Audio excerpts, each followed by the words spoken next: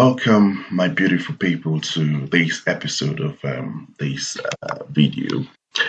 I'd like to first of all remind you of the previous video that we've done in the past, and right now on the channel. So the first one was the registering of GC key and the eligibility as well, and then the second was the core application or express of interest. We talked about that those videos were actually lengthy because it's actually the process is somehow lengthy but very easy. In this video we will be looking at provincial nomination program, and then the province we're going to be looking at is Saskatchewan province.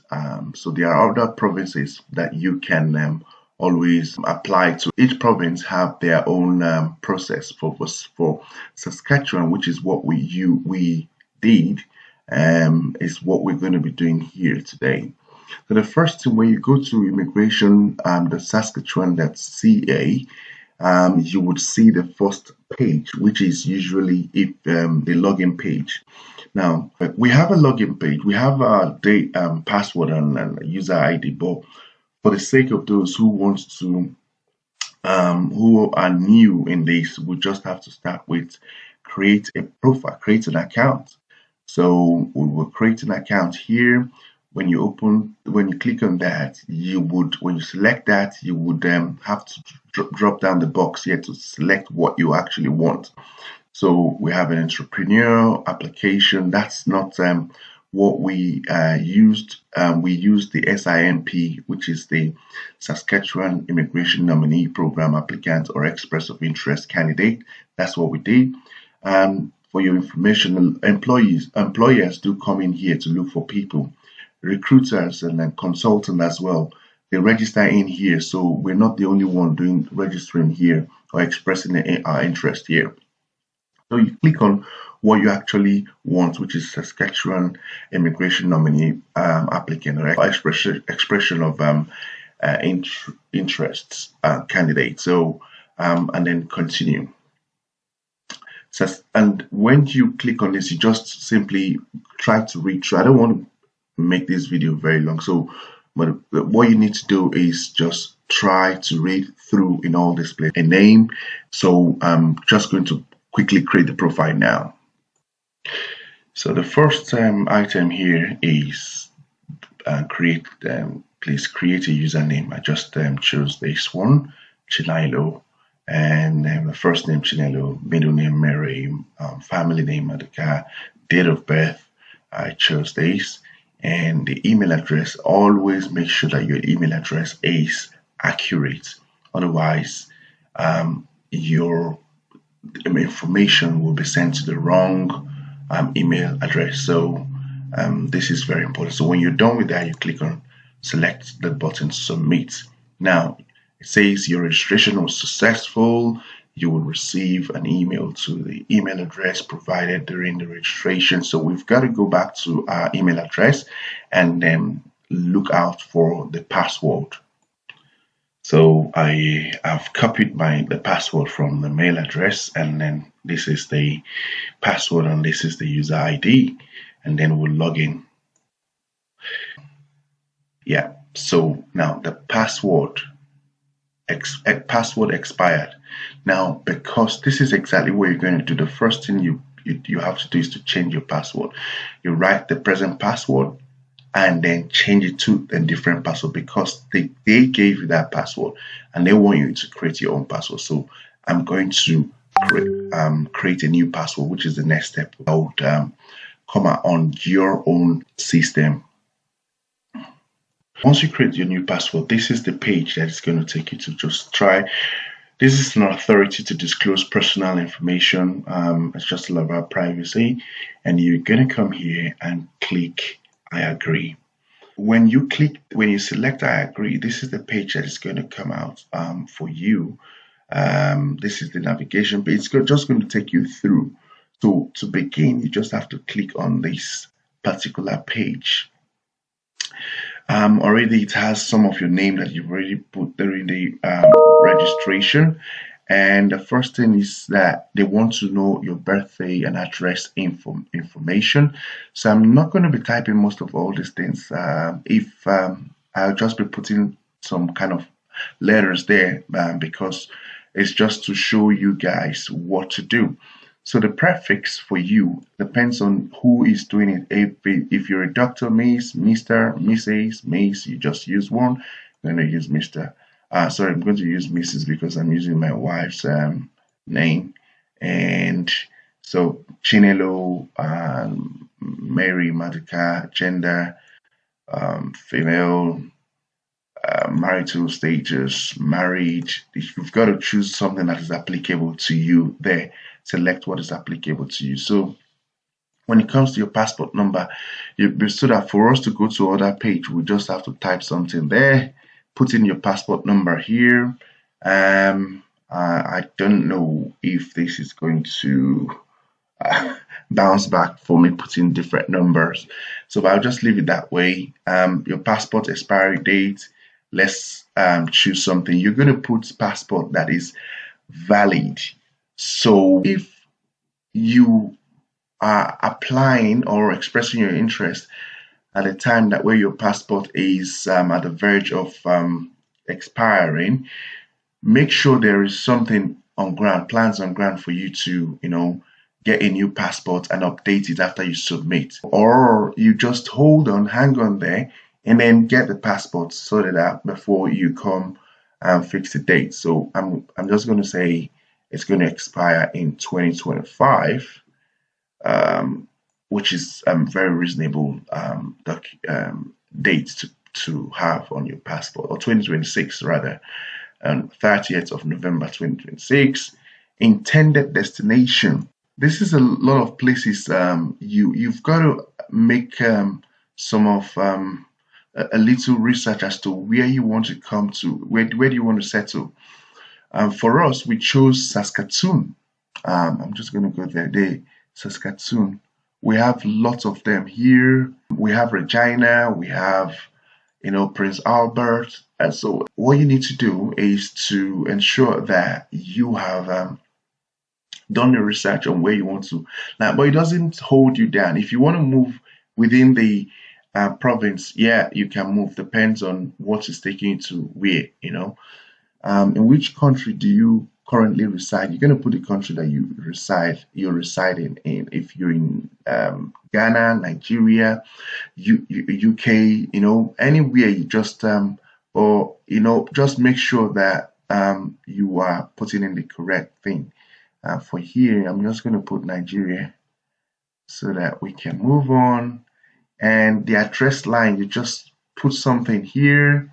So the address that we have here is you're going to put in your address, which is very important. And what I've just chose here is 11 Gwagwalada, Ikoyi, the town, and the province. The province, when you come here to the province, you would see the province or state. When you come here, you see different provinces. What you need to do is to choose international since you're outside the country. But if you're already inside the country, that's in Canada, you just have to choose which province you are applying for. So here we've chosen international outside the country, and then it gives you another row here for you to type in specify the province or state name. So I chose Lagos here, and most time we don't have postal code. But if you are operating or applying from the UK or some other place where they use a postal code, put in the postal code. That's just the easiest way to locate your location, and then the country Nigeria. The next question is the mailing address the same as the residential. Now, if it is not the same, you write if you click on no here, if you select no, it's going to show you the same page to put in your book. Because I put in yes, it just copied everything here automatically and put it down here. And the next thing is your telephone number. I just put in any number. Email address. The email address was just already there because that's what we already imputed in the first profile creation that we did, or the part to be able to get our password. And then it says here, bear in mind this these things that are written down here, they're very important. You need to choose the one that is related to what you actually coming here to do, or who that represents you very well. So I am a skilled worker who wants to work in and live in Saskatchewan. Yeah, you click this or select this if this is it's applicable to you. I am a foreign national currently working. This is when you are currently working and living in Saskatchewan, but you're not yet a permanent resident and you want to apply through SINP, and then you have to select this. Then the last one is that if you have the initiative of coming to do business here, then you can select the third one, which is I want to establish and actively operate a business in Saskatchewan. So for the one we did is the first one, which is I'm a skilled worker and who wants to work and live in Saskatchewan.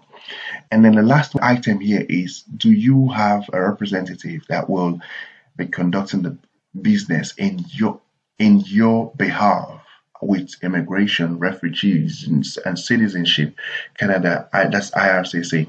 Now the answer here is no. When you are not using an agent, when somebody is not doing this for you, or you don't have any affiliation with any person running anything for you in with regards to your immigration to Canada. So just quickly select no. But if you select yes, you've got to provide details of that person. And after that, that's the end of what we have items we have on this page. So we just have, for you to go to the next page, you need to select save. Otherwise, you're going nowhere. Now, details have been saved successfully. And then you see continue to the next section. This is eligibility for application. I'm going to be putting up a video that is a very short video that will show you the criteria that you need to pass, which is almost the same thing here. The criteria that will give you points for Saskatchewan. So now it says, do you have a job offer in Saskatchewan? If you say yes, that's a huge point and it's going to expedite your process because they're going to be very fast about it. But when you don't have a job offer, you just select no. Then the next question is, have you been accepted into immigration, refugee or citizenship Canada Express Entry Pool? This is a very important one. So if you look at my previous video, you would understand that we mentioned that before you come in here to fill up this one, you should be having your you should have completed your express entry profile. You should have been accepted into the pool, and have an express entry profile number.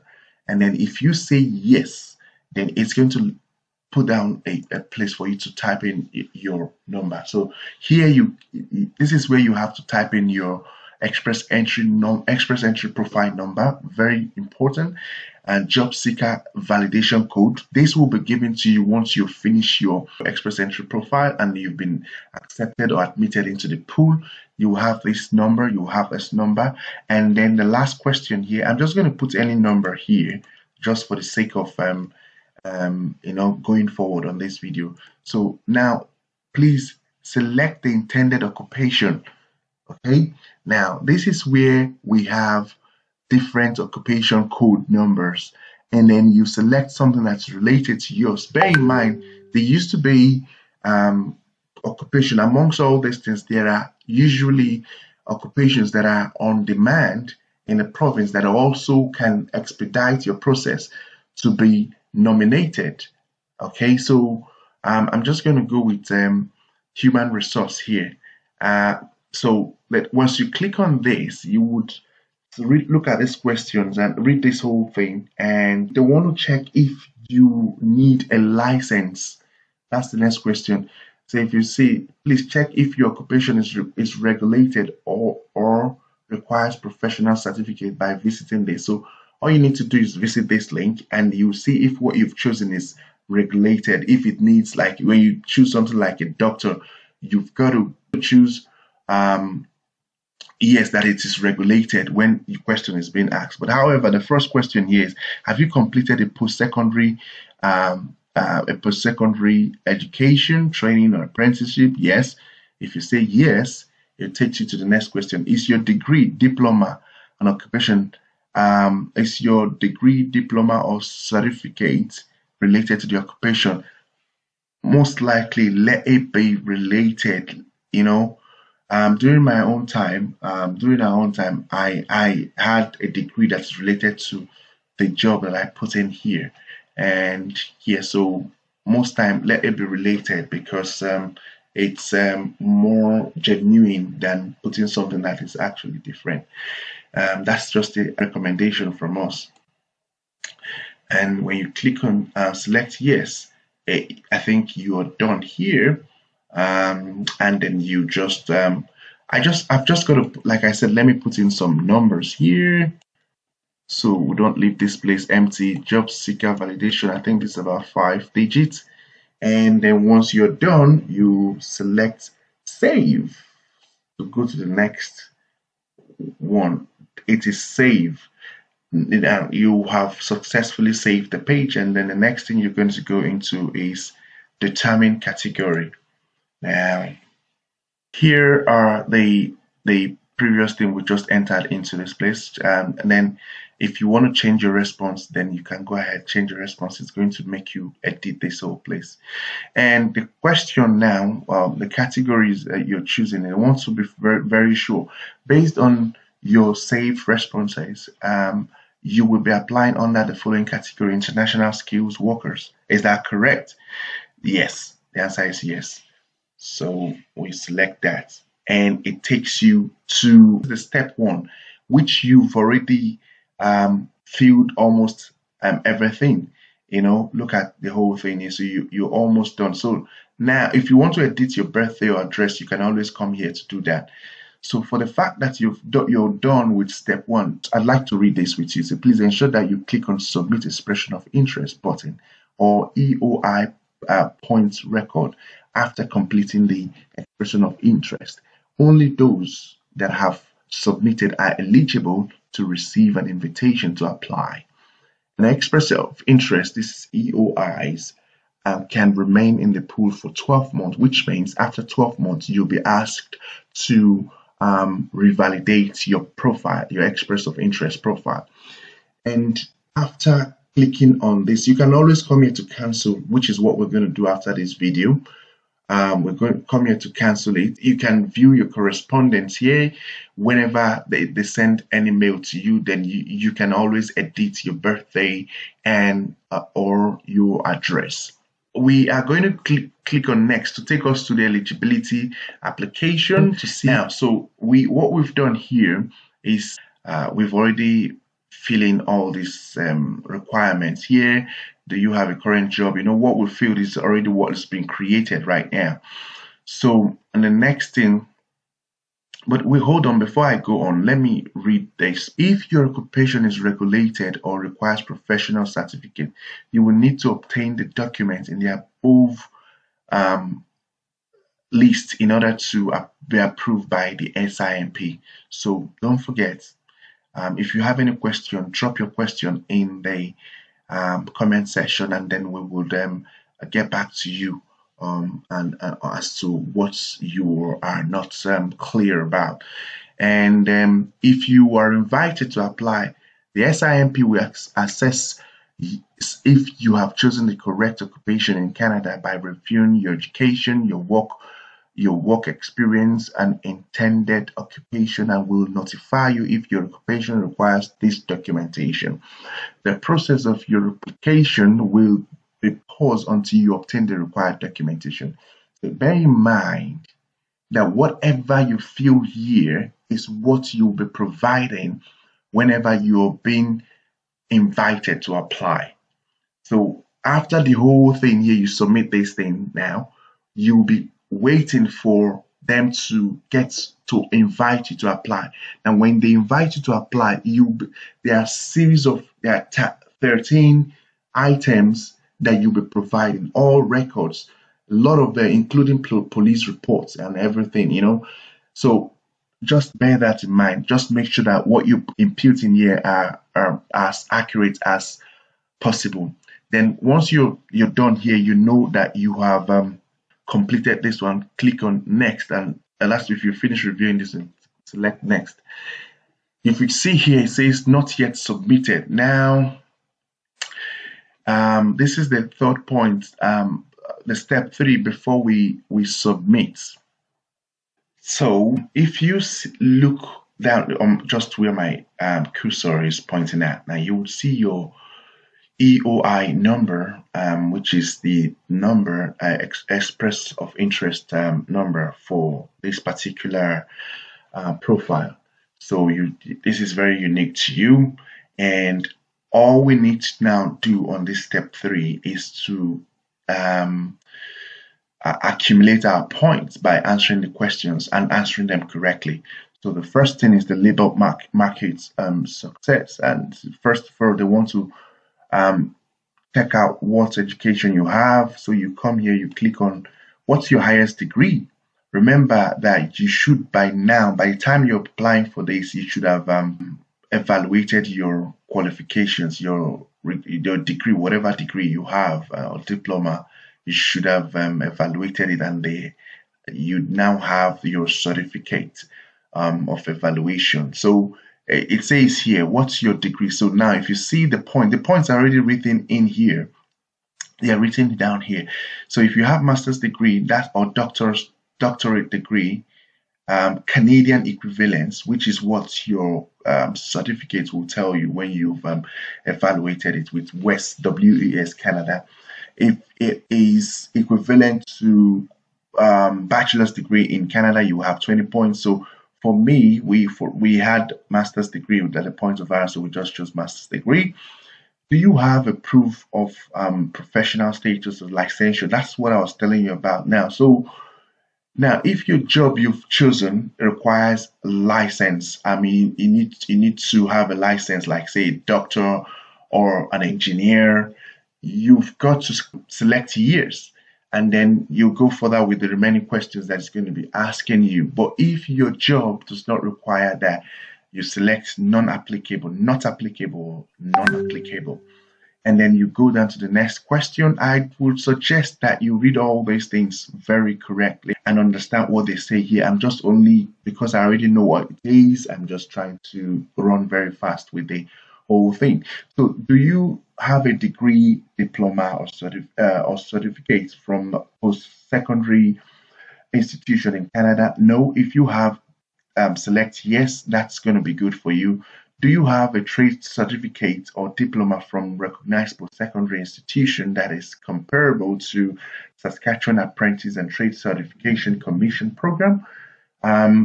Nope. If you do have one, select yes. That's also going to increase your points. And do you have now educational credential assessment? That's what I was talking about. This is the one that is usually done by West Canada. So by the time you're applying for this, you should have already, because you've already mentioned yes on your IRCC page when you're applying, expressing your interest. So the same thing is going to happen here, and you would need to because you said yes, you're going to provide the number when you be invited to apply. So now look at these things, what is written. Please note that express of interest profile without ECA, if required, will not receive an invitation to apply. So if you don't have it and you have no to these previous ones, you will not receive an invitation to apply. Do you currently hold a proof of settlement? Very important. You should be having a proof. Of course, you would have selected yes, and even the amount that you're going to put in on your IRCC page, which is a different page from this, because both of them are two different things. Two different bodies look at them. I don't think they have access to each other. So except it is granted, you permit them to give them access. Okay. So now you have to say yes. If you say no, you will not be called, invited to apply. Now, the next item is the skilled work experience. Since you said you are a skilled worker, so the first thing, now look at the points in here. Now, this is going to give you 10 points. If you have, Now, work experience gained over the last 10 years is weighted, okay? And applicants who get two points for each year in the intended occupation is the most in the most recent 5 years, and 1 point for each from a 6 to 10 year period prior to applying, up to a maximum of 15 points. So the total points here is 15 points. Now, work experience during the most 5 recent years, that means the recent 5 years, like if I'm applying now, so 2023, 22, 21, 20, 2020, 2019, or possibly 2018. Yes, if you have experience throughout that year, you remember, if you say yes, if you select yes, you have to provide the evidence when you're invited to apply. So here you go. I have already selected. You see the pop out. The highest point is 5 years. And then the next one is work experience during the 6 to 10 years. So this remaining 6 to 10 years ago, how many years of experience do you have? So if you already worked for the past 10 years, so your answer is going to be will be directly 10 years, like 5 and 5. So you have to, during my own case, I had 5 and 5. So I took all the points here. That's 15 points. If you don't understand, an example is given here. So once you're done with that, you go to language ability. So the question they'll ask you, they want to see what you've gotten. So be very careful here. This CLB is not just, there's a CLB calculator, so you can use it to calculate and put in your score. So it will just, like you can say, I've come up with this, I've opened that calculator. It would help you. Let me open it right here. So if you select what you got in, maybe you get 8 in listening, you get 7 in reading, you get 6 in speaking, you get 7.5 in writing. You calculate your CLB score. 7 is your CLB score. Okay, so you go back to that place and then put in 7. Okay, so make sure you don't just put any figure there. It's based on the calculator, what's the CLB calculator. Okay, so now having said that, you would see the next question asking if you are bilingual, if you speak French and English. So, but if you don't, you say no. But if you do, you can say yes. Saskatchewan is not actually a French-speaking location, but we are very inclusive here in Saskatchewan. So French speakers any person can come, whatever language you speak, you can always come. I'm just saying this based on the language recognized by that the official language in Canada is French and English. So what is your age? Now, this is where you see the next point. The highest point from when you are 50 and above, you have 0 points. When you're below 18, you have 0 points.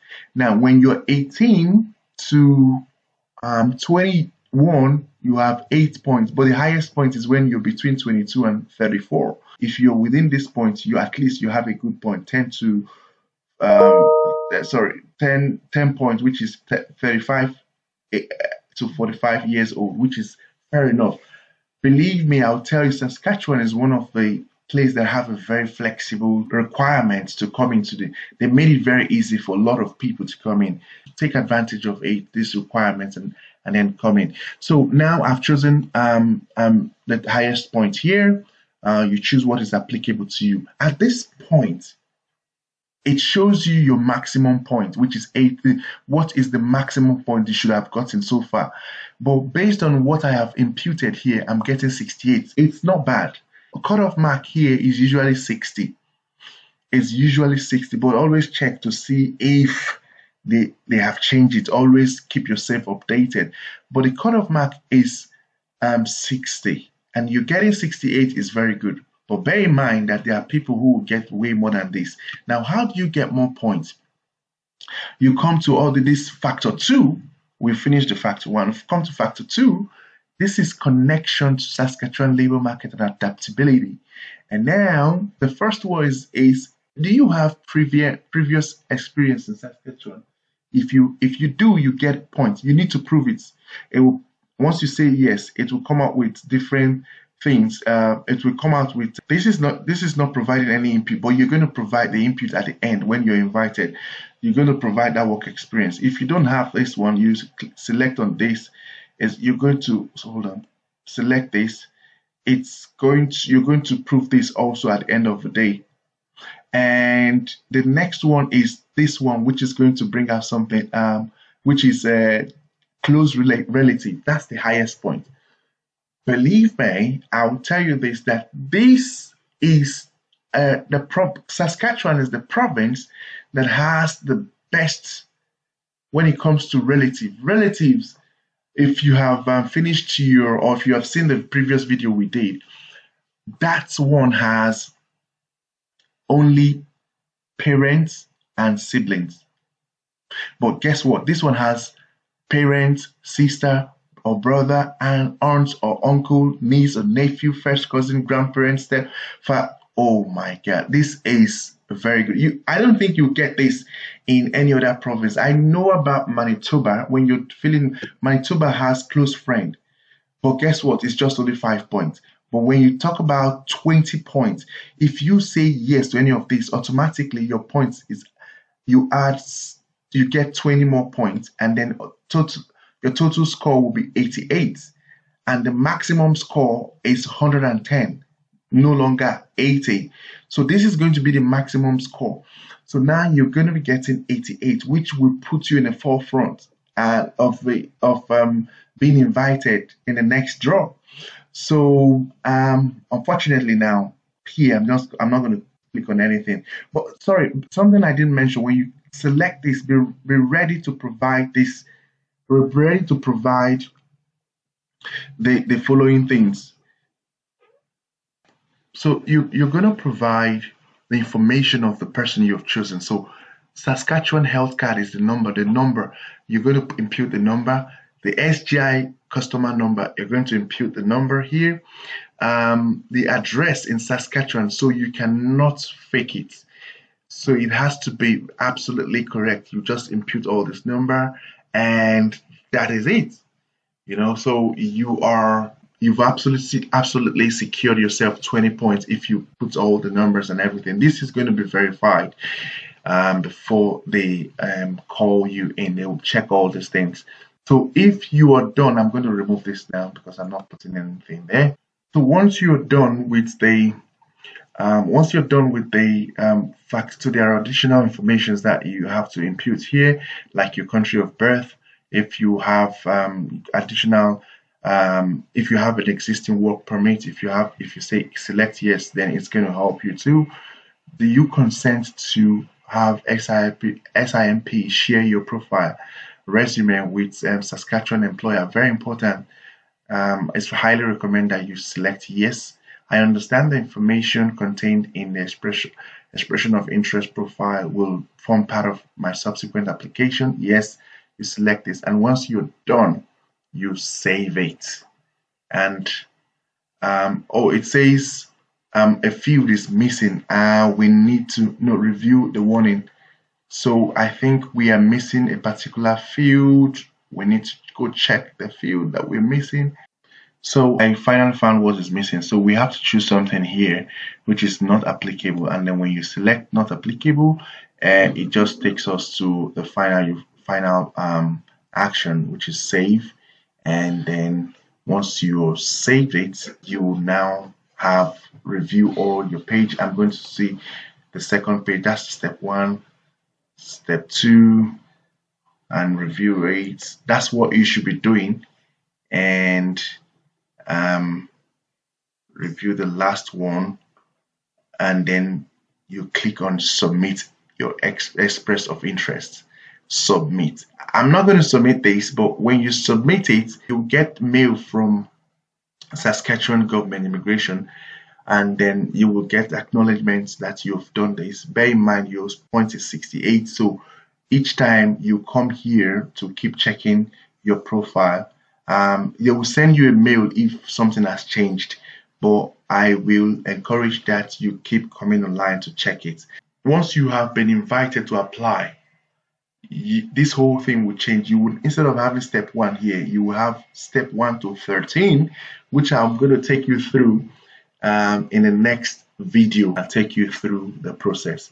So this is the end of the application or express of interest for your provincial nominee. Bear in mind, you can do more than a province. I'm doing this because this is the particular province we came in through to the country. If you want me to do other provinces for you, yes, go ahead and put that in the comment section. So thank you very much. If you have any question, don't forget to ask your question, subscribe, share this video and other videos with colleagues and friends. Click on the icon button. This channel is actually not my channel, it's for my wife. So thank you very much. See you in the next video.